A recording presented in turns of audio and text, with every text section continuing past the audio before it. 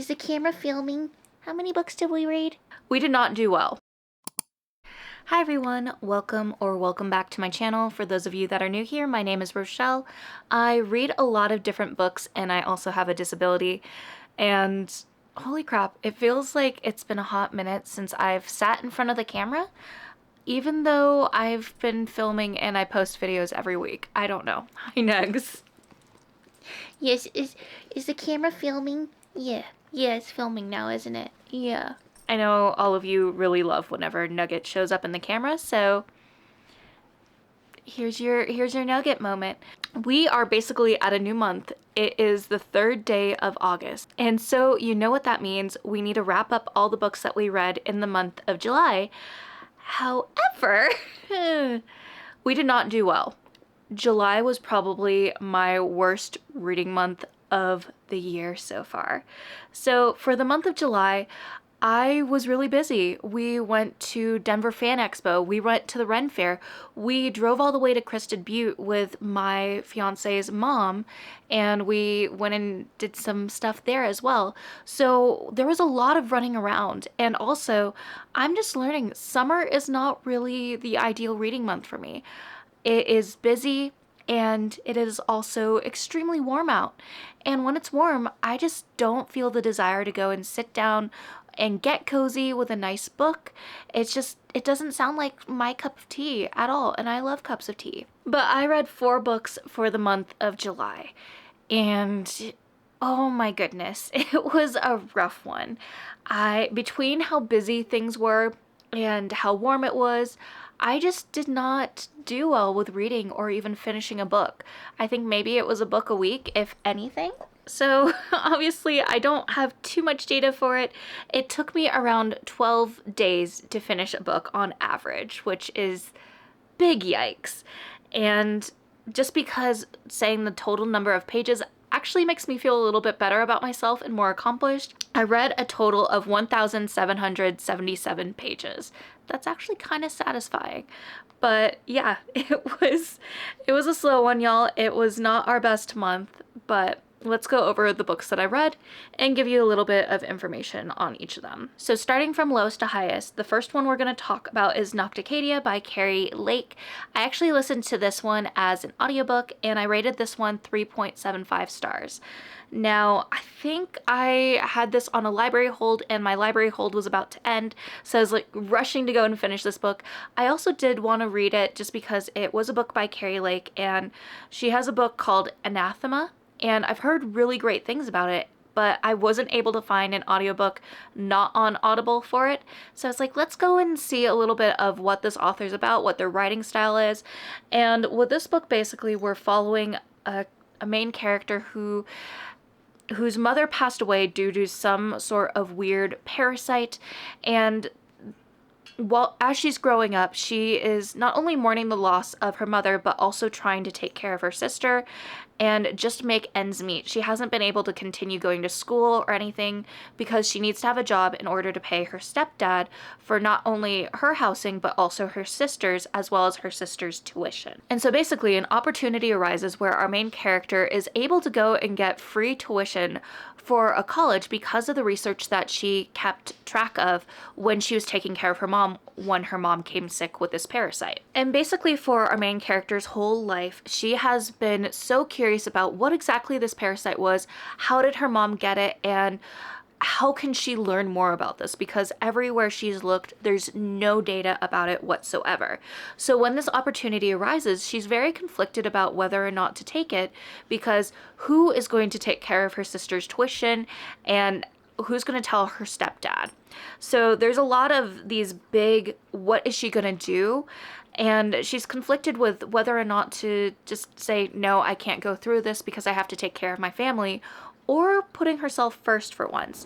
And she ends up going and having some friends that go and help her, give her some additional funds. And surprisingly, her stepdad is really understanding and kind of pushes her to go and take this opportunity as well, and is super supportive. So she goes and takes this opportunity, goes to this campus, and there's a few different mysteries there at the same time, but she is so determined that she is going to continue figuring out what exactly happened to her mom.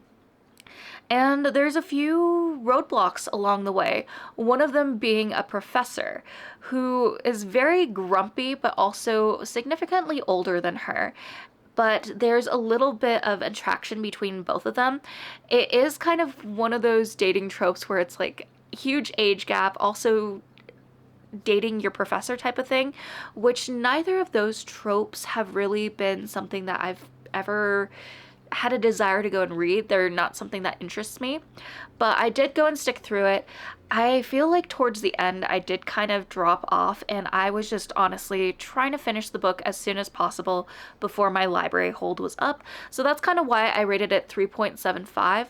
I feel like maybe if I would have read it, things might have stuck with me a lot better, but because of the time limit I had to go and finish that book, just towards the end, I really fell off. So that's personally why I rated it 3.75 stars, but I am excited to read more by Keri Lake because I do have Anathema on my bookshelf, and I've been so excited to pick it up. Then the next one was The Sirens by Emilia Hart. I believe I also did check this one out through Libby as well. Nuggie is on a blanket right underneath me eating, so if you hear any crunching sounds, that's why. But yeah, I read The Sirens. I listened to it as an audiobook because I had heard such good things about the audiobook and how well the narrators did. So I was very, very, very intrigued. However, I did go and rate this one 3.75 stars as well. I feel like with this one, it was extremely slow and there was dual timelines. So we're kind of getting both the past and the present descriptions from each of the characters and seeing things from their point of view and what led up to some of the stuff that our character in the present day is experiencing and also trying to figure out. It was pretty slow, like I said, but I did enjoy the story and I thought the narrators did an amazing job. The one thing that I would go and say about this, if this is a book that you're wanting to pick up, I would highly recommend the audiobook just because there's a few points where there's a little bit of singing for sea shanties, and I absolutely adored those parts. I wish that they were a lot longer, and I wish that they were like portions that were on Spotify just so that I could listen to them on repeat over and over again. Also, the summer is just Ren Fair season here in Colorado, so hearing shanties just really got me even more in the Ren Fair mood, which was why I enjoyed this even more. But yeah, this was a good book. There were also some trigger warnings, so I would recommend checking those as well before you pick up this book.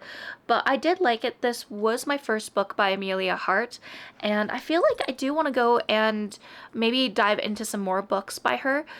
Listening to the author's note as well at the end of the book and just hearing some of the inspiration she got for this story and why she did things a certain way was really interesting, and honestly one of the reasons why, even if it's a book that I'm not super invested in and isn't an absolute love, I always like going and reading the author's note and getting a little bit more of a different inside look into the author's thoughts and their process when they were writing. Next, I read The Sunbringer, which is the book 2 for the Fallen God series by Hannah Kaner.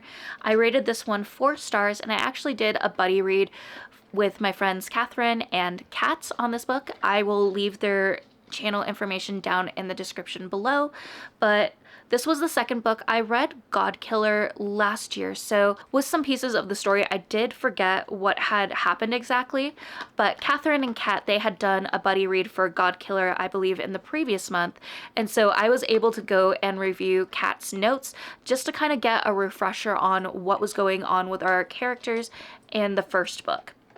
So when we got into the second book, I was excited, but also, to be honest, I don't know if I was fully in the mood to read a high fantasy. I was in such a horrible reading slump at this point, and although I was so excited to read Sunbringer and continue on with our main characters, I just kind of slogged through the book. It was a bit slower in the beginning and then did kind of pick up towards the end. And Hannah Kaner has such a great way of going and ending her books with these huge cliffhangers that you just want to know what happens next.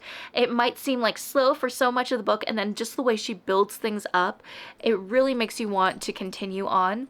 So I am so thankful for Kat and Catherine letting me join in for their buddy read for the second book, but I don't know when I will get to the third installment. Hopefully I will get to it sometime this year, but we shall see, because right now with the huge reading slump I've been in, I'm not too confident about being able to finish any high fantasy books anytime soon. Then for the last book, which is book number 4, it would be The Hunger Games by Suzanne Collins, which I rated 5 stars.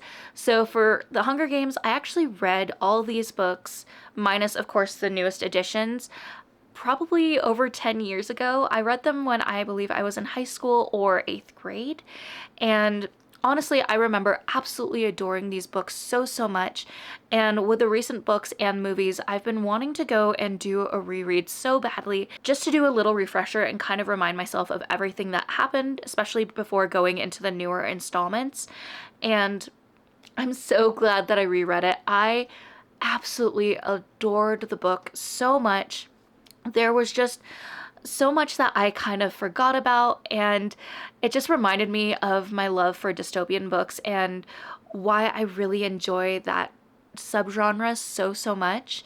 So with The Hunger Games, I feel like there was a lot of details that were still super well done, but then a few details that, you know, given the time and how progressive we are now, could use a little bit of fine tuning, such as certain characters that obviously were a part of the disabled community, whether or not it was physical or mental. And just some of the descriptions there did give me a little bit of a but at the same time, I did really enjoy the story so much, to the point where after I finished reading it, I was like, you know what? We might have to do a specific reading vlog for the Hunger Games series.